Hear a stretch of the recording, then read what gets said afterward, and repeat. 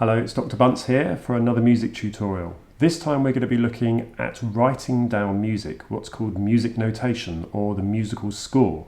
Now we talk about musical scores right the way from year 2 upwards. And in year 5, for those of you that have been through year 5, when we did medieval music, we actually look at writing down music using conventional musical notation.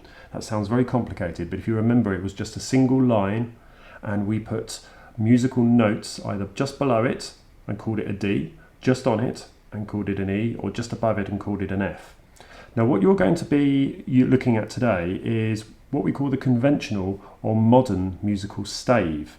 Now rather than just being one line that you can write notes around, this is actually 5 lines. So 1, 2, 3, 4, 5 lines. And of course by writing 5 lines you end up with 4 spaces in between them.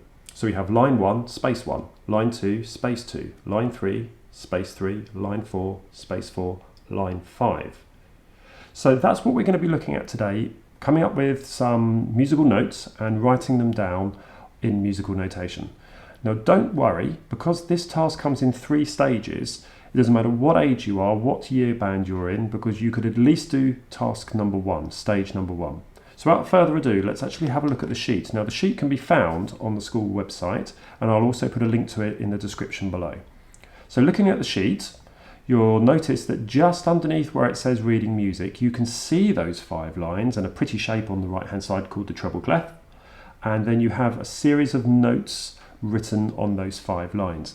Let's have a look at the first 4 notes I've written. They spell out a word, F, A, C and E. Now you'll notice that those 4 notes, the note head, in other words the blob, is sitting in the 4 spaces of the stave. And they spell a word. If you put a note in the first space, it's called F, then A, then C, and then E. So it spells the word face. On the other side, you can see the lines. Those note heads have the lines going through them, and they have the letters E, G, B, D, and F. So the lines E, G, B, D, and F of the musical stave. Now they don't spell out a word, so instead we use a rhyme to remember those, and the rhyme goes, every good boy deserves fruit, or you could have every good boy deserves football, or something like that, or even come up with your own rhyme. So we're going to use those rhymes later on for task 2. But the easiest task is task number 1 today, and that's written just underneath.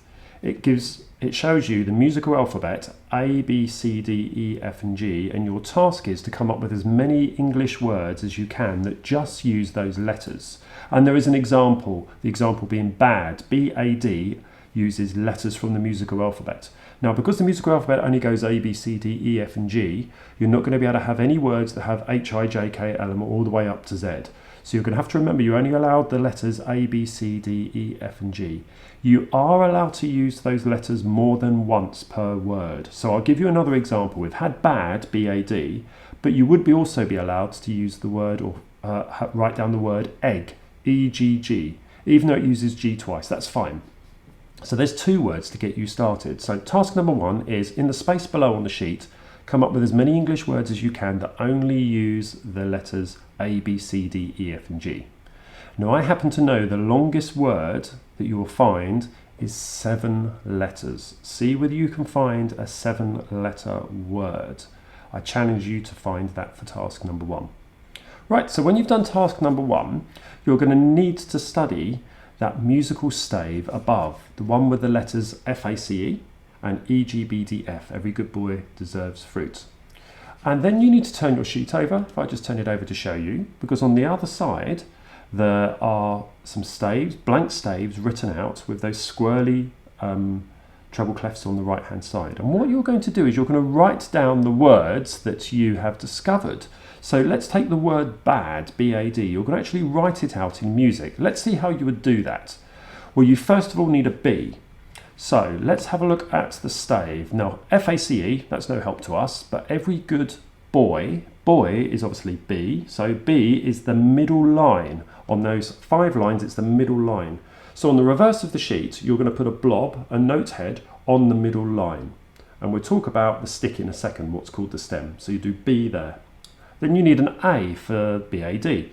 So that's going to be the A from face, isn't it? So that will be the second space. You'll then need to put another note head after the B in the A space. And then finally we need a D, so that's going to be from Every Good Boy Deserves. So you're going to put it on the fourth line.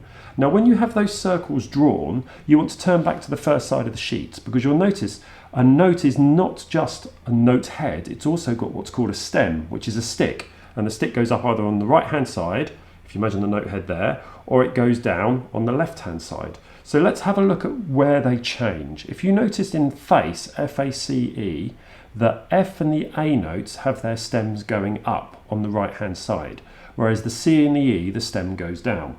So you've got to be careful. If you're writing F-A or C-E, the stems will change after the note passes the middle line. That's the rule. So let's have a look at the E, G, B, D, F. E, G and B, the stems go up on the right hand side, and D and F, they go down on the left hand side.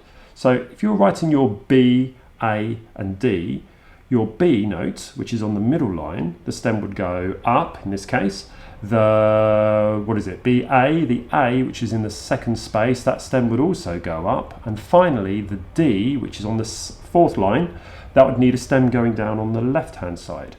Right, let's take the second word we came up with, egg. Now this is a really interesting one, as I'm sure you might have already spotted, because the first letter of the word egg is obviously E. Now if we look at our choices here, we could have the E of face, or we could have the E of Every Good Boy Deserves, fruit.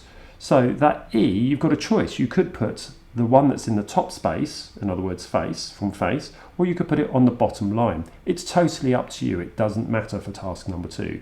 But do remember that depending on which one you use, the tail of the note, the stem, in other words, is going to change direction. If it's in the top one, the top space, the tail is going to come down. The stem's going to come down. If it's on the bottom line, the stem's going to go up. So when you have done all of your words and you have written them all out on the first side of the sheet for stage number 1, you need to write them in music for stage number 2. So you might want to stop there because that's quite an involved task, particularly if you've come up with lots of words. For stage number 3, it gets really interesting because you're going to need your keyboard for this or your online piano. Because what you're going to try to do is you're going to try to play those words. Now you've written them in music, you're going to have a go at playing them. Now this is where that special E, that either the high E or the low E of egg, is going to be really important, because you'll notice on the first side of the sheet I have labelled the letters in colours. So for example, of F, A, C and E, the F and the A are actually green notes on your keyboard. So looking at your keyboard, that's going to put them just in the middle of the keyboard. That's going to be the middle octave, as we call it, from middle C upwards. So the F and the A, if you write any letters in there from your words, you're going to have to play them in green. Whereas the C and the E are in red. And you can see that because the music goes up the stave. Likewise, the notes go up the keyboard, F, A, C and E. Now, if we look at the E, G, B, D, F, the lines, the first 3, E, G and B, are green notes in the green octave. And the D and the F are red notes. So when you come to play your words later on, when you've finished the other 2 tasks, you're going to have to be careful that you're getting the colours right, so you hear them correctly. If we go back to the word egg, remember we said that you could either have the E as the bottom line of the stave or the top space. If it's the bottom line that you've chosen of egg, it's obviously going to be a green note, and then your G's will also be green. Whereas if it's the top space that you've chosen for your E, it's going to be red E followed by 2 green G's. So just watch out for those colours because it will sound different. So task number 1, come up with as many words as you can with just the musical alphabet as your basis. Task number 2, on the reverse of the sheet, try to write them out. And remember that those stem directions are really important. And task number 3, can you play those words that you've come up with?